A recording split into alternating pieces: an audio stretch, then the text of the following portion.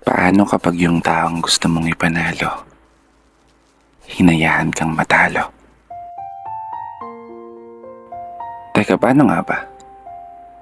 Kapag yung taong inasahan mong magiging kakampi mo sa lahat, siya rin pala ang makakalaban mo sa dulo. Siya rin pala yung mananakit at sisira sa buong mong pagkatao. Paglilinaw lang ha, hindi ko to sinulat para saktan ka o ipaalala yung taong nanakit sa'yo.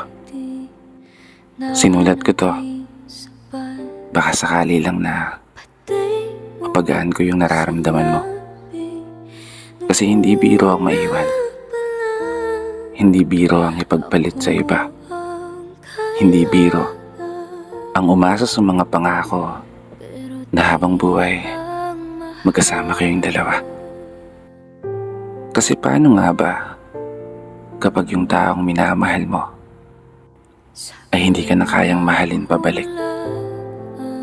Paano nga ba kapag tuluyan ng nanlamig yung dating mainit at matatamis na halik? At mas masakit pa doon, yung bigla ka na lang ipagpalit. Paano ka nga ba makakabangon muli? Paano nga ba paihilumin yung sugat kung sa tuwing ipinipikit ang mga mata ay palaging imahe mo pa rin ang siyang bumabalik?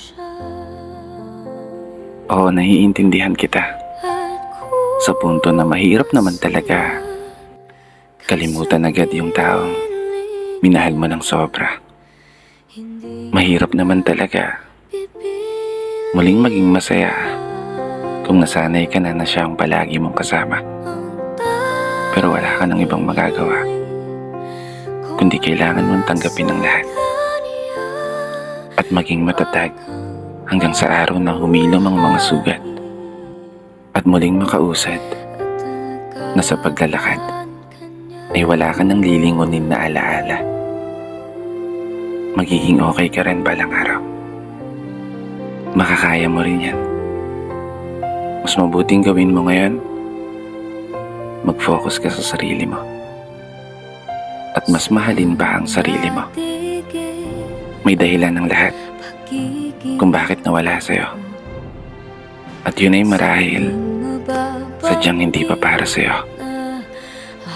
Palagi mong tatandaan, ang pag-ibig ay isang sugal na minsan pwede kang matalo at pwede kang manalo.